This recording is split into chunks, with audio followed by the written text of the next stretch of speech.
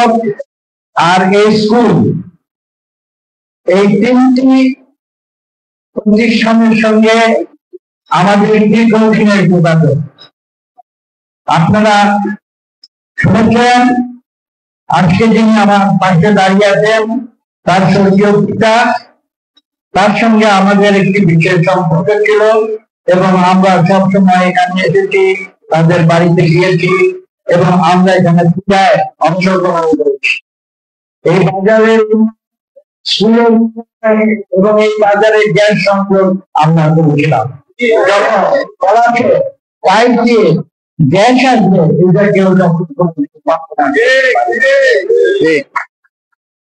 আজকে এই শারদীয় আনন্দের দিনে আপনাদের সঙ্গে একাত্ম হয়ে পেরে আমি সত্যি আনন্দিত।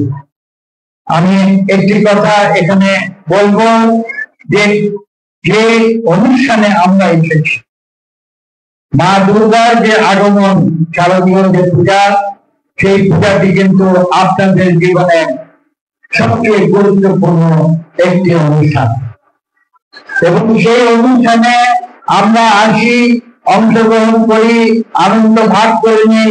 কি কারণ সেটা আপনাদের বুঝতে হবে।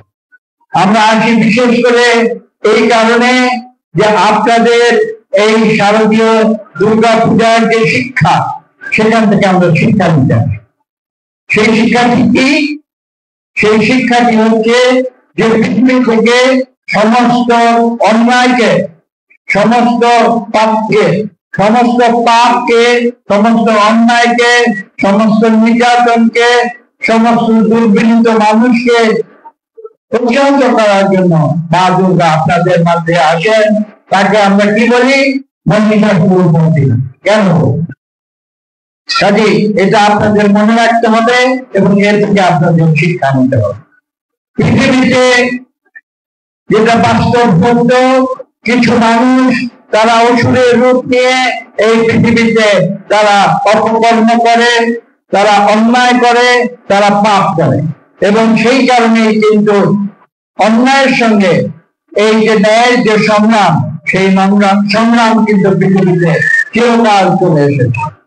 এবং আপনারা দেখেছেন যে সুর আর অসুরের যে যুদ্ধ, সেই যুদ্ধে অসুরকে পরাজিত করে আপনাদের মা দুর্গা তিনি এই পৃথিবীতে শান্তি তিনি নিয়ে এসেছেন এবং এই শিক্ষা আমাদের সকলকে গ্রহণ করতে হবে। আমরা বাংলাদেশে জাতি, ধর্ম, বর্ণ নির্বিশেষে আমরা সবাই পাশাপাশি ঐক্যবদ্ধ হয়ে একসঙ্গে আমরা শান্তিতে বসবাস করতে করেছি, বর্তমানে করছি, ভবিষ্যতে করব। এবং এই কথা আমাদের সকলকে বুঝতে হবে, উপলব্ধি করতে হবে যে বিভিন্ন জাতি, ধর্ম, বর্ণের সমাবেশে একটি জাতি গঠিত হয়, যে জাতীয়তাবাদ।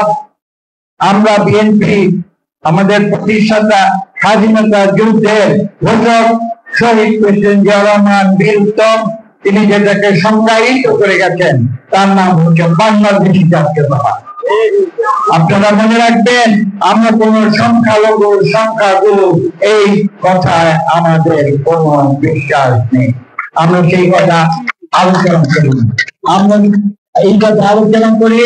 আমরা সবাই বাংলাদেশের নাগরিক, আমরা সবাই বাংলাদেশি, আমরা সবাই সমান এবং এই কথা মনে রেখে ভবিষ্যতে এই বাংলাদেশ থেকে ফ্যাসিবাদ দূর হবার পরে আমরা বিশ্বাস করি একটি সুষ্ঠু নিরপেক্ষ নির্বাচনের মাধ্যমে এই বাংলাদেশে গণতন্ত্র ফিরে আসবে, যে গণতন্ত্রের জন্য মুক্তিযুদ্ধে লক্ষ লক্ষ মানুষ জীবন দিয়েছে এবং যে মুক্তিযুদ্ধ আমরা করেছিলাম এদেশের দরিদ্রের উপরে শোষণ থেকে আমরা দরিদ্র মানুষকে মুক্ত করার জন্য, এদেশের মানুষকে অর্থনৈতিক মুক্তি দেওয়ার জন্য।